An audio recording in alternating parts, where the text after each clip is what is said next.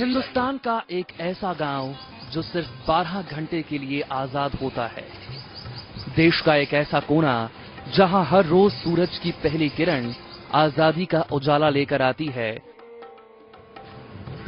और सूर्यास्त लोगों को गुलामी के अंधेरे में ढकेल देता है।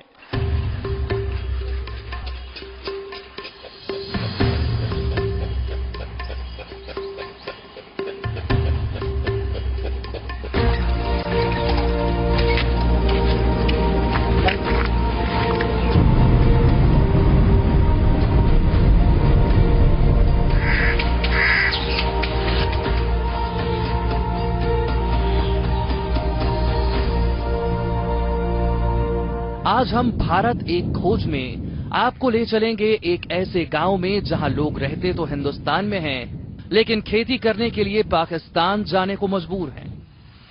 आपको रूबरू कराएंगे पंजाब के मोहार जमशेर गांव के दर्द से। अमृतसर से करीब 211 किलोमीटर दूर पंजाब का फजलका जिला, जहां से करीब 40 किलोमीटर दूर है मोहार जमशेर गांव। क्या आपने स्वतंत्र भारत के किसी ऐसे गांव की कल्पना की है जहां पर कि गांव वालों को आधी जिंदगी गांव में ही कैद होकर बितानी पड़े? एक ऐसा गांव जहां पर गांव वालों की कैद देश की सुरक्षा के साथ जुड़ी हुई है। उसी गांव की खोज के लिए हम फाजिल्का पहुंचे हैं और आपको भी ले चलेंगे उसी गांव में।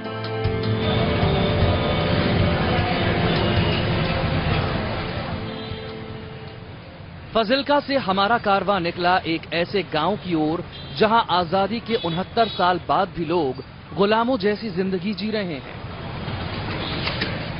रास्ते भर हमारे जहन में कई सवाल उठ रहे थे।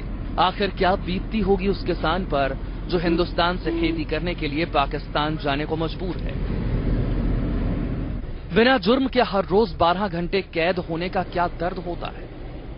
टूटी फूटी सड़कें, बैलगाड़ियों में लदे लोग, पुराने वाहनों में जानवरों की तरह सफर करती सवारियां, जिसकी वजह से 35 किलोमीटर का रास्ता तय करने में हमें 2 घंटे से ज्यादा का वक्त लग गया। जिसके बाद हम एक काले से गेट पर जा पहुंचे। ये वो दरवाजा है जिसकी दूसरी तरफ एक ऐसी जेल है जिसे मोहार जमशेर गांव कहते हैं। गेट के एक किनारे पर चेक पोस्ट था जहां गांव के लोगों की तलाशी ली जा रही थी। Gurmel Singh 8654 card number. ये तलाशी गांव वालों की लाचारी की कहानी बयां कर रही थी। वहीं देश के सैनिकों का फर्ज, जो कि भारत की सुरक्षा के साथ कोई समझौता नहीं कर सकते। इस तलाशी की वजह हमें तलाश करनी थी। इसके लिए हम गांव के उस पुराने से काले दरवाजे से अंदर की ओर बढ़े, जहां सतलुज दरिया के ऊपर एक पुल था जो इस गांव को भारत से जोड़ने का इकलौता रास्ता था।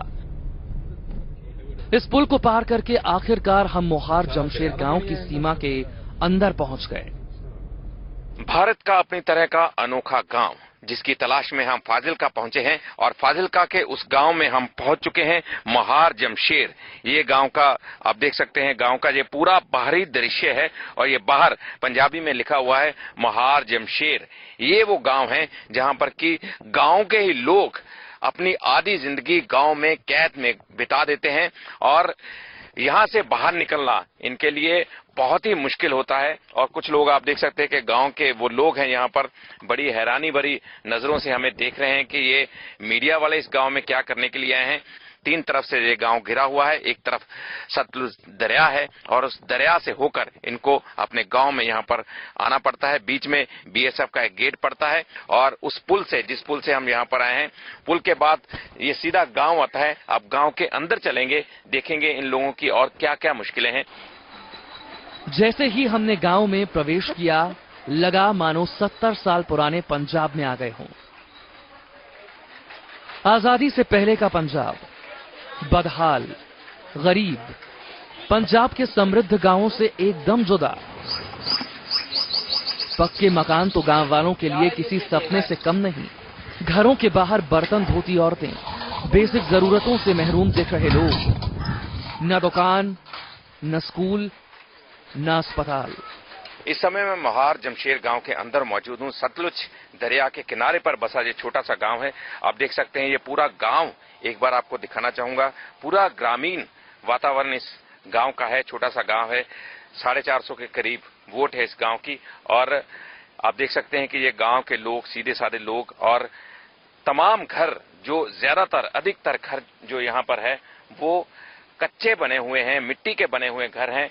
इक्का दुक्का घर नजर आते हैं यहाँ पर जो कि ईंटों के बने हुए हैं और उस पर सीमेंट पोता गया है, वो घर इक्का दुक्का नजर आ, लेकिन अधिकतर घर जो कच्चे घर हैं यहाँ पर। और इस तरफ आपको दिखाना चाहूंगा कि ये गांव का जो एक टिपिकल नजारा होता है गांव का, कि हालांकि ये लोग गुर्बत में रहते हैं यहाँ पर और ये इनके जो पशु हैं उनकी देखभाल करते हैं। कच्चे मकान हैं और बाहर ही इनका चूल्हा चौका है। आगे आपको इस तरफ दिखाना चाहूंगा कि बाहर ही इनका चूल्हा चौका है जहां पर कि ये खाना बनाते हैं, पकाते हैं और यहीं पर रहते हैं। आखिर बदहाली क्यों ना हो, गांव के तीनों ओर तार के बड़े बड़े बाड़े लगे हुए हैं जो गांव वालों के लिए जेल की दीवार की तरह हैं, जिसके पार ये बिना इजाजत के नहीं जा सकते। वहीं गांव से बाहर जाने का एक ही रास्ता है, सतलज नदी पर बना ये पुल, जिसे पार करने के बाद बीएसएफ की एक चौकी है जहां गांव में आने और जाने वालों की तलाशी ली जाती है। कौन अंदर आ रहा है और कौन बाहर जा रहा है, इसका रिकॉर्ड रखा जाता है। गांव वालों के आइडेंटिटी कार्ड बने हुए हैं जिसे दिखाकर ही इन्हें अपने घर जाने की इजाजत मिलती है। देखने में काफी अजीब सा नजारा था, लेकिन आगे की कहानी और भी दर्दनाक है। दिन में गांव वालों को बाहर जाने की इजाजत थी, लेकिन रात में ये गांव पूरी तरह से कैद खाना बन जाता है। रोज शाम सूर्यास्त से पहले ये दरवाजा बंद हो जाता है। गेट बंद होने के बाद बीएसएफ की हिरासत में कैद पूरा गांव होता है और ये कैद सुबह 7 बजे तक चलती है। यानी रात को पूरी तरह से गांव वाले कैद हो जाते हैं, जिन्हें हर रोज 12 घंटे की आजादी मिलती है। ये सिलसिला रोज का है जो भारत और पाकिस्तान के बंटवारे के बाद से चला आ रहा है। हमारे गांव पे चारों तरफ कंडाली तार लगी हुई है और उसका एक गेट छुड़ा हुआ है जो रात को बंद हो जाता है 8 बजे और सारी रात बंद रहता है। हम उसी अंदर कैदी की तरह रहते हैं। हमारे को ये नहीं मालूम कि हम हिंदुस्तानी हैं कि पाकिस्तानी हैं। जैसे हम हिंदुस्तान की तरफ जाते हैं तो वो मारते हैं, पाकिस्तान की तरफ जाते हैं तो वो मारते हैं। हम आजाद रात के आजाद होते हुए भी हमारे को आजादी नहीं मिल रही, हम कैदी की तरह रात गुजारते हैं। मेरे को ये नहीं मालूम हुआ कि हम पाकिस्तान की तरफ जाएं कि हिंदुस्तान की तरफ जाएं। गांव वाले ऐसे रहते हैं जैसे किसी बाड़े में जानवरों को कैद कर दिया जाता है और शाम होते ही वो जानवर बाड़े में वापस कैद कर दिए जाते हैं। लेकिन गांव मोहार जमशेर के लोगों की व्यथा सुनकर रोंगटे खड़े हो जाते हैं। लेकिन सबसे बड़ी मुश्किल ये है कि जब ये लोग अंदर दाखिल हो जाते हैं शाम को 7 बजे के बाद, जब बीएसएफ का गेट बंद हो जाता है तो ये लोग पूरी तरह से गांव के अंदर कैद हो जाते हैं और सुबह 7 बजे से पहले ये लोग यहां से बाहर नहीं निकल सकते। इन लोगों से बातचीत करेंगे, इनकी मुश्किलें जानेंगे। सबसे बड़ी मुश्किल जो ये है कि यहाँ पर आकर ये कैद हो जाते हैं उसके बारे में और इसके साथ जुड़ी हुई इनकी तमाम मुश्किलों के बारे में इनसे बातचीत करेंगे। गांव में अगर रात को किसी को मेडिकल इमरजेंसी हो तो उसके लिए गांव में कोई क्लिनिक या डिस्पेंसरी नहीं है। ऐसे में गांव वालों को इसके लिए इजाजत लेनी पड़ती है और अच्छी तरह से पड़ताल के बाद ही उस शख्स को गांव से बाहर जाने की इजाजत मिलती है।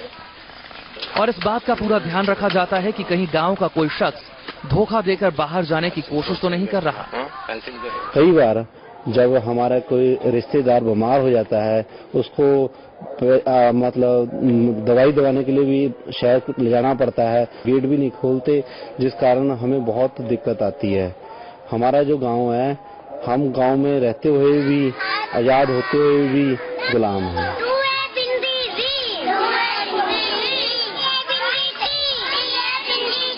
गांव से बाहर पढ़ाई के लिए जाने वाले स्कूल के बच्चों की भी अच्छी तरह से रोज तलाशी ली जाती है, जिसकी वजह से अक्सर बच्चों को देर हो जाती है और उन्हें टीचर से डांट खानी पड़ती है। मूलभूत सुविधाओं के नाम पर इस गांव में कुछ भी नहीं है। मुफलिसी है, गरीबी है और अगर कुछ है तो मजबूरियों और यात्राओं से भरी कैद। ऐसे में इस गांव के लोगों को एक और बहुत बड़ी समस्या का सामना करना पड़ रहा है। वो ये है कि कोई भी इस गांव में अपनी बेटी देने को तैयार नहीं हो रहा। यहाँ के नौजवान को शादी करने के लिए लड़कियां नहीं मिल रही और नौजवान कंवारे बैठे हुए हैं। भारत में ऐसा टोटका माना जाता है कि घर पर कोई कौवा कांव कांव करे तो उस घर में मेहमान आता है। लेकिन मोहार जमशेर गांव में मेहमान का घर में आना किसी मुसीबत से कम नहीं है। गांव में आने वाले रिश्तेदारों को गांव में आने की इजाजत लेनी पड़ती है, जिसके बाद उनका कार्ड जारी होता है। यही नहीं, वापस जाने के लिए इन मेहमानों को पापड़ बेलने पड़ते हैं। ऐसे में गांव वालों के रिश्तेदारों ने गांव में आने वालों से तौबा करना शुरू कर दिया है। कई बार ऐसा भी होता है कि जो हमारे रिश्तेदार हमसे मिलने आते हैं, उनको कुछ कारणवश देरी हो जाती है, तो गेट बंद होने के बाद उनको वहीं पर सारी रात गुजारनी पड़ती है। ये वो महिलाएं हैं जो अपना मायका छोड़कर अपने पति के घर मोहार जमशेर गांव में आई, लेकिन इन्होंने कभी सपने में भी नहीं सोचा था कि वो अपने पति के घर नहीं बल्कि एक कैद खाने में जा रही हैं। यही वजह है कि आज इस गांव में कोई भी शख्स अपनी बेटी देने को तैयार नहीं है और गांव में कुंवारों की फौज तैयार हो रही है। वो डरते भाग जाती हैं कि ऐसे गांव में लड़की और लड़का ब्याह के क्या करेंगे, क्योंकि उसको इतना परेशान किया जाता है, उसकी तलाशी की जाती है बेवजह से कि वो क्या करेंगे, वो रिश्ता करके हमारे को लड़के को या लड़की का क्या करेंगे।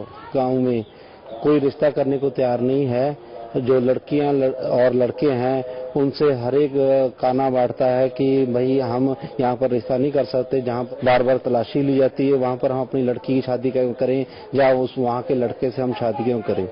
हम आजाद होते हुए भी भारत के निवासी हैं, लेकिन फिर भी हम गुलाम हैं, कैदियों की तरह अपना जीवन बसर कर रहे हैं।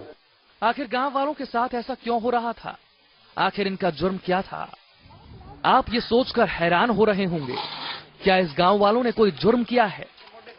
नहीं, ना ही इन पर अत्याचार किया जा रहा है, बल्कि गांव की भौगोलिक स्थिति और हालात यहां के लोगों को गुलाम बनाने के लिए मजबूर कर रहे हैं। गांव के चारों ओर हरे भरे खेत और खेत के बीच में लगे बड़े बड़े बाड़े, ये वो लकीर है जिसे सरहद कहते हैं। ये हिंदुस्तान का बॉर्डर है, जिसके दूसरी ओर एक और मुल्क है जिसे पाकिस्तान कहते हैं, और यही सरहद गांव के लोगों को कैद करती है।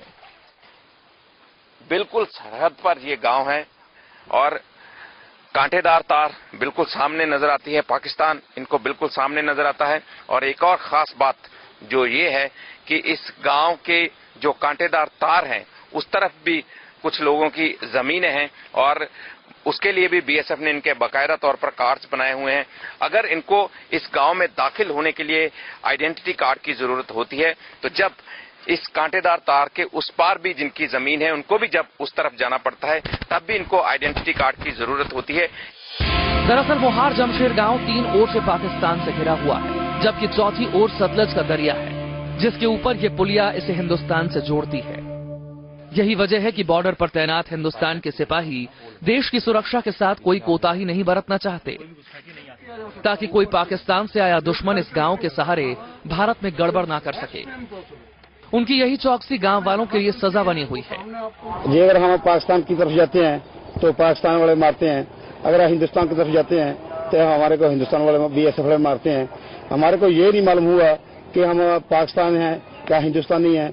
जब चुनाव होते हैं तो बहुत से लीडर आते हैं वोट बटोरने के लिए कि हम आपका ये करेंगे, आपका वो करेंगे, लेकिन वोट बटोरने के बाद हमारे पास कोई भी लीडर नहीं आता, कोई मंत्री नहीं आता। जैसे वोट बटोरते हैं उसके बाद हमारा पता नहीं लेते, ना आगे ना पीछे कोई नहीं आता हमारे पास। गांव का ये दर्द यहीं खत्म नहीं होता। गांव में रहने वाले कई लोगों के खेत पाकिस्तान में हैं। ऐसे में खेती के लिए इन्हें पाकिस्तान जाने की इजाजत लेनी पड़ती है और गांव वालों की जिंदगी यूं ही पिसती रहती है। इसको ऊपर से सिर्फ लीपापोती की गई है, अदरवाइज ये कच्चे घर हैं जहां पर के लोग रहे हैं, बिल्कुल सरहद के पास है। और इसके पीछे आप देखेंगे कि जो खेती यहां पर होती है, इनके खेत हैं यहां पर, और उसके ठीक पीछे जो कांटेदार तार हैं वो भारत और पाकिस्तान को बांटती है। हर तरफ, चारों तरफ जो है ये गांव तारों से घिरा हुआ है या दरिया से घिरा हुआ है। तरफ इसके ये कांटेदार तारें दूर आपको नजर आ रही हैं, उसके उस तरफ पाकिस्तान है। ये पूरा गांव जो है वो कांटेदार तारों से घिरा हुआ है और जहां से इस गांव को एंट्रेंस मिलती है, दाखिला मिलता है इस गांव में, वो सतलुज दरिया ने इनको घेर रखा है और उसके ठीक आगे बीएसएफ का गेट है। उस गेट से होकर इन गांव वालों को यहां पर इस गांव में पहुंचना पड़ता है। वहीं अक्सर पाकिस्तान से छोड़ा गया पानी गांव के खेतों की फसलों को तबाह कर देता है और गांव वालों को खाने को मोहताज बना देता है। आज से 69 साल पहले खींची लकीर से 2 आजाद मुल्क बने, हिंदुस्तान और पाकिस्तान। वहीं वो रात मुहार जमशेर गांव के लिए गुलामी की इबारत लिख गई, जिन्हें आजादी के नाम पर मिलते हैं सिर्फ 12 घंटे। रात हो चुकी है और बीएसएफ का सुरक्षा गेट बंद हो चुका है, अर्थात गांव महार जमशेर के लोगों की कैद शुरू हो चुकी है, जो कि सुबह 7 बजे तक रहेगी। ये एक इकलौता पुल है जो कि सतलुज दरिया पर बना हुआ है और इसके ठीक आगे बीएसएफ का गेट है, जो कि इस समय बंद हो चुका है। अब गांव जमशेर के जो जितने भी लोग हैं, जितने भी बाशिंदे हैं, वो पूरी तरह से कैद हो चुके हैं और ये गांव भारत से पूरी तरह से कट चुका है। सुबह होती है, शाम होती है, जिंदगी यूं ही तमाम होती है। लगता है ये जो इस गांव का आलम है वो इसी तरह से चलता रहेगा। वीडियो जर्नलिस्ट प्रवेश कुमार के साथ राजेश गिल, न्यूज नेशन, महार जमशेर, फाजिल्का।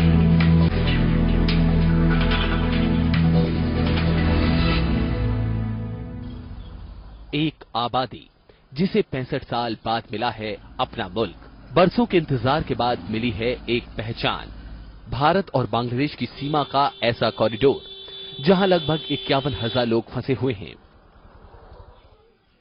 आज हम बात करेंगे इन्हीं लोगों के दर्द की, जो अब खत्म होने वाला है, जिसको अब भारत और बांग्लादेश की सरकार ने मिलकर पूरी तरह से खत्म करने का फैसला किया है और इस पर तेजी से काम शुरू हो चुका है। वहीं गांव के बंटवारे का काम भी करीब करीब तय हो चुका है। सरकार के लिए काम आसान नहीं, सरहद इतनी साफ नहीं कि लोग इसे आसानी से समझ सकें, जिसके लिए अधिकारियों को जमकर माथापच्ची करनी पड़ रही है। मैं इस वक्त इंडिया की बाउंड्री के भीतर हूं। मेरे पीछे जो गांव आप देख रहे हैं, कुचलीबाड़ी 106 नंबर के नाम से जाना जाता है। लेकिन चंद कदम हम इसी सड़क पर आगे की तरफ बढ़ें तो भारत की सीमा समाप्त हो जाती है और यहां से जो सीमा शुरू होती है ये बांग्लादेश की है। बेहद मुश्किल है पहचानना कि दरअसल किस तरह से ये सड़क एक तरफ भारत और दूसरी तरफ बांग्लादेश में बढ़ जाती है।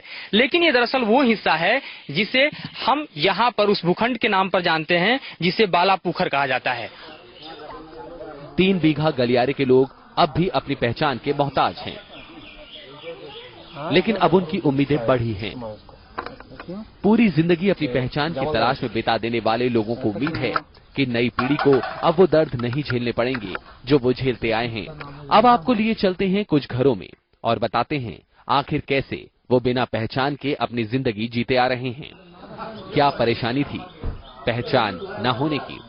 3 बीघा गलियारे में लोग जो आइडेंटिटी क्राइसिस से जूझ रहे थे, जिन लोगों को लगता था कि उनके तमाम पीढ़ियों का जिस तरह से जीवन गुजरा है, क्या वो भी इसी तरह पहचान के मुहताज में अपने जीवन को बिता देंगे?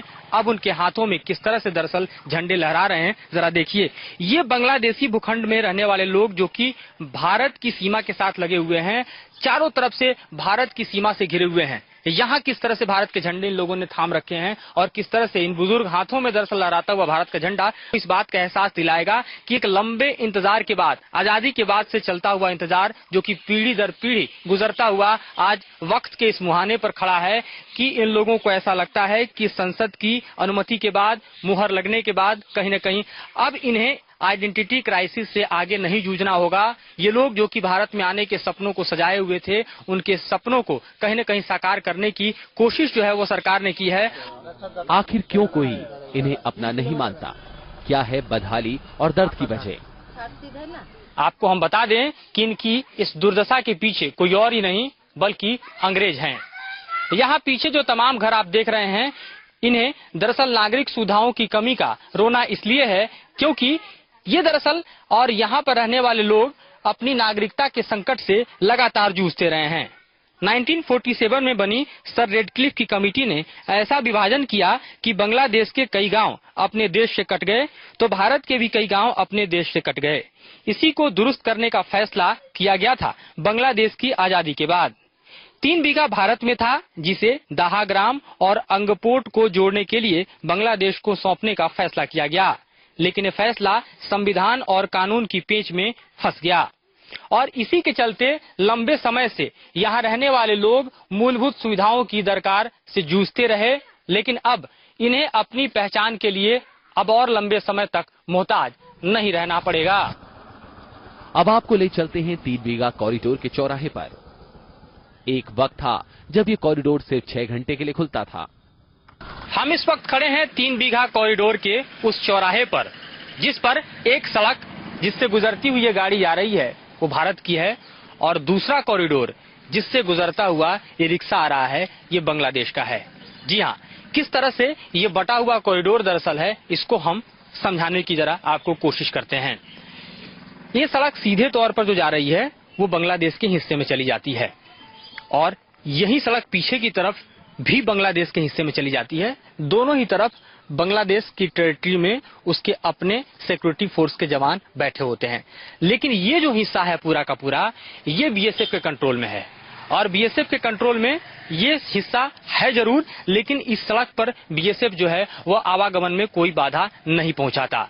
मैं आपको बताऊं कि वो भी एक दौर था जब यहाँ पर दरअसल ये 3 बीघा कॉरिडोर 6 घंटे के लिए खोला जाता था। वक्त ऐसा भी आया कि 12 घंटे के लिए खोला गया, लेकिन अब ये 24 घंटे के लिए खुला है। यानी बांग्लादेश की सीमा के इस तरफ और दूसरी तरफ रहने वाले लोगों के आवागमन के लिए यही एक रास्ता है जिससे उनकी जिंदगी का हम कह सकते हैं कि दरवाजा खुलता भी है और अब बंद नहीं होता। लोगों की जिंदगी यहाँ बदहाली और बेबसी में बीती है, लेकिन अब इनको लगता है कि इनकी जिंदगी बदल जाएगी। 1 साल हो गया। अच्छा, अब जो लैंड बाउंड्री बिल है उसको मोदी की सरकार ने पास कर दिया है, तो इस फैसले से किस तरह की सहूलियतें आपको दिखाई दे रही हैं? किस तरह से आपको लगता है कि एक नई पहचान, एक नई आजादी आपको मिले? अभी तो कुछ नहीं हुआ है, अब जो होगा क्या होगा नहीं हम लोग अभी बोल नहीं सकते। अब जो होगा वो सरकार समझेगा। हाँ, तो और सरकार ने कदम बढ़ा लिया है तो उसका फायदा आप लोगों को मिलेगा, तो जिंदगी बदलेगी, आपको ऐसा लगता है? हाँ, बात तो सोचता है, देखते क्या होता है। नन्हा बच्चा जो आपकी गोद में है वो कम से कम आइडेंटिटी का मुहताज नहीं रहेगा। ये तो तय है। जैसे हम लोग का है, अभी तो हम लोग का कुछ नहीं है, हम लोग का भी कुछ नहीं है, इंडिया का कुछ प्रूफ नहीं है हम लोग का, बस ऐसे खाता है पीता है घूमता है। सोचते होंगे ना कि मुझे पास जो नहीं है मेरे बच्चे के पास तो कम से कम होना चाहिए। हाँ, वो तो बात सही है, कम से कम होना चाहिए बच्चा लोग का। ऐसा लगता है कि आपके पास भी होगा और बच्चे के पास भी होगा। तो ये तमाम लोग, ये तमाम परिवार के लोग, और कहीं न कहीं मुश्किल एक ही, मुसीबत एक ही, पहचान। दरअसल बिना पहचान इंसान किस तरह से होता है वो इन लोगों से बेहतर कोई नहीं जानता, जिन्होंने पीढ़ी दर पीढ़ी करीब करीब अपने पहचान को पाने के लिए एक ललक अपने मन में समाये रखी, और वक्त अब आकर खड़ा है कि अब इन्हें एक नई पहचान मिलेगी। बस अब यहाँ के लोगों को पूरी उम्मीद है कि उनके अच्छे दिन आ जाएंगे। मुल्क मिल गया है, पहचान कुछ को मिल चुकी है, कुछ को मिलने वाली है। बुजुर्गों को सुकून है कि पूरी जिंदगी जिस चीज का उन्हें इंतजार था वो खत्म हो गई है। वहीं युवाओं को अपना भविष्य उज्जवल लग रहा है। Madhurendra Kumar, news nation.